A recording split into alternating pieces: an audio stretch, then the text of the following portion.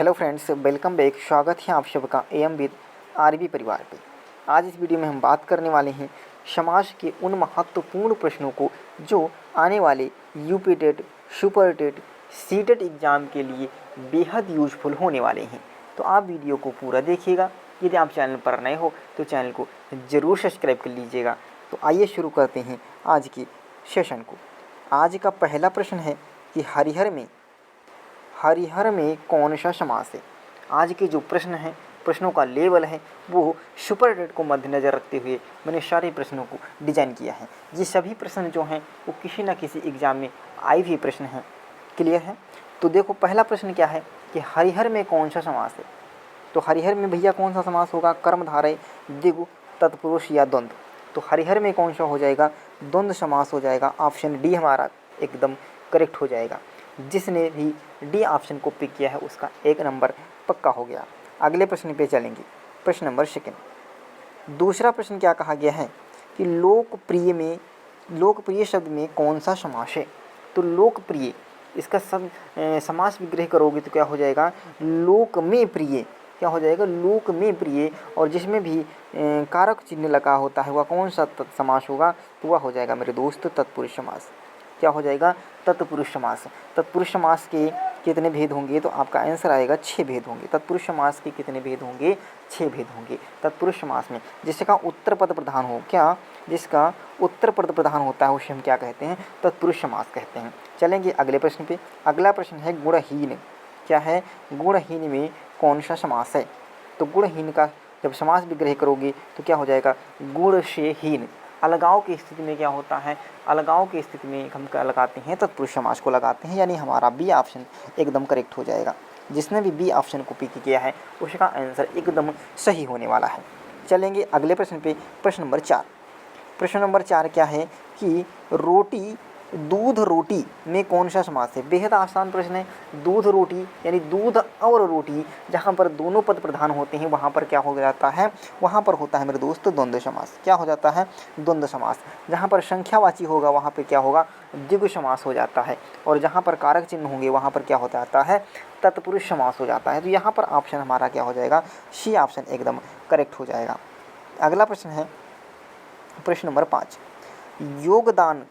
योगदान में कौन सा समास है। तो योगदान, योग का दान। क्या होता है? योग का दान। क्या होता है मेरे दोस्त?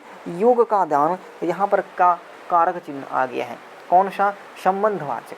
क्या हो जाएगा? हम डिटेल में जाएंगे तो कौन सा हो जाएगा? का की रे कौन सा होता है? संबंध कारक होता है। यानी संबंध तत्पुरुष हो जाएगा। ऑप्शन सी हमारा ऑप्शन बी हमारा क्या हो जाएगा? एकदम करेक्ट हो जाएगा।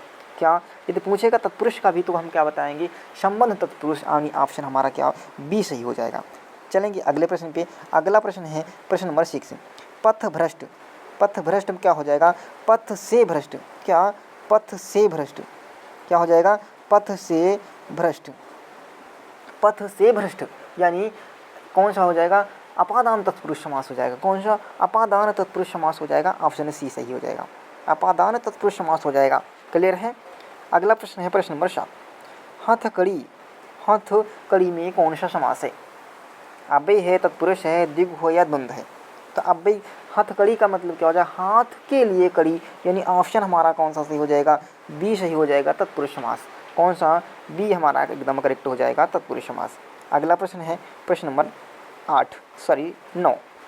9 प्रश्न कौन सा हो जाएगा? 68। 68 में कौन सा समास है बताइएगा? 68 में कौन सा समास है? इस प्रश्न को अधिकतर लोग गलत करने वाले हैं और यह प्रश्न कैसा होगा हमारे लिए? इंपॉर्टेंट प्रश्न होगा। 68 में कौन सा समास है? आपने देखा संख्यावाचक, आप तुरंत पहुँचे किसमें? आप देखने संख्यावाचक, आप पहुँचेंगे द्विगु समास में, जो कि क्या हो जाएगा? एकदम गलत हो जाएगा। 68 का मतलब क्या हो जाएगा? 60 और 8। यहाँ पर क्या और आ गया? जहाँ पर और आ जाता है वहाँ पर हम क्या लगा देते हैं? द्वंद्व समास हो जाएगा। ये बी ऑप्शन जिसने भी लगाया है उसका आंसर एकदम सही हो जाएगा। 68 में मेरे दोस्त द्वंद्व समास होगा, द्विगु समास एकदम नहीं होगा। द्वंद्व समास जो भी ऑप्शन में दे रहे हैं ना वो बिल्कुल गलत है। द्वंद्व समास नहीं होने वाला, द्वंद्व समास होगा। जो भी द्विगु दे रहे हैं वो गलत हो जाएंगे। पहला ऑप्शन नहीं होगा, द्वंद्व समास होगा। हमारा बी ऑप्शन सही हो जाएगा। क्लियर है? चलो आगे देखेंगे अगले प्रश्न पे। अगला प्रश्न है कि यथाशक्ति में कौन सा समास है। तो यथाशक्ति में कौन सा समास है?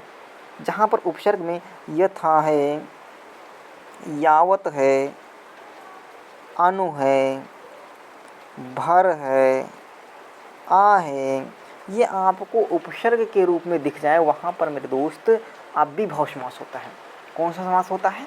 अव्ययभाव समास होता है। जहाँ पर जैसे यथा है, यावत है, अनु है, भर है, आ है, ये शब्द आपको उपसर्ग में लगे मिल जाए। उपसर्ग का मतलब क्या होगा? शब्द के पहले लगे मिल जाएंगे, उन शब्दों को हम उपसर्ग कहते हैं। तो वहाँ पर कौन सा समास हो जाएगा? अव्ययभाव समास। यहाँ पर देखो यथा लगा है, उस शक्ति के आगे क्या लगा है? यथा।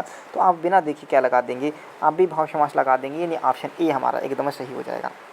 अगला प्रश्न है, देखो क्या मिला? प्रतिदिन।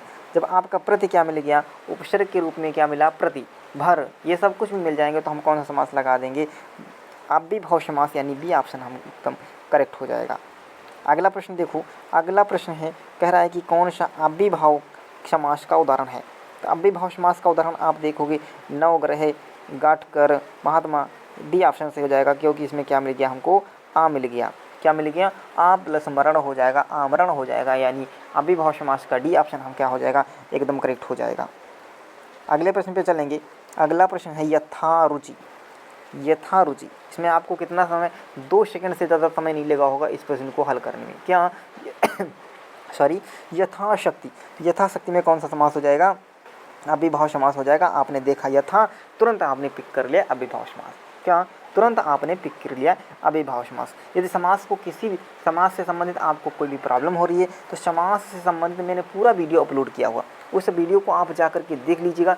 समास से एक भी प्रश्न आपका, सिंगल प्रश्न आपका गलत नहीं होने वाला है, इस बात का चैलेंज है। क्लियर है? चलो आगे चलते हैं अगले प्रश्न पे। अगला प्रश्न है धीरे धीरे। क्या कहा गया है? धीरे धीरे में कौन सा समास है? धीरे धीरे मैंने बताया उस वीडियो में। धीरे धीरे कैसे बताओगे? जहाँ पर शब्दों की रिपीटेशन होगी, जहाँ पर शब्दों की पुनरावृत्ति होगी, वहाँ पर अव्ययभाव समास होता है। क्या? जहाँ पर शब्दों की पुनरावृत्ति होगी मेरे दोस्त, वहाँ पर अव्ययभाव समास होता है, यानी ऑप्शन बी आपने पिक किया है, आपका आंसर भी तो करेक्ट हो गया। यहाँ पर धीरे धीरे क्या हुआ? शब्दों की पुनरावृत्ति हो गई, हुई पुनरावृत्ति। क्लियर है? चलो आगे चलेंगे अगले प्रश्न की ओर। अगले प्रश्न पे बढ़ें। ठीक है। रातों रात। रातों रात, रातों रात शब्दों की क्या हुई? पुनरावृत्ति हुई, शब्द रिपीट हुए, आपने तुरंत देखा अव्ययभाव समास, और आंसर आपको क्या मिल गया? Option C. क्या मिल गया? ऑप्शन सी मिल गया। तो कैसा लगा आज का सेशन? कमेंट बॉक्स में जरूर बताइएगा। यदि आपको हमारे प्रश्न और हमारी मेहनत अच्छी लगी, तो आप आप जरूर चैनल को सब्सक्राइब और एक लाइक तो कर लीजिएगा। क्लियर है? एक लाइक तो बनता है। तो मिलेंगे अगले वीडियो में कल, तब तक के लिए आज थैंक यू, जय हिंद।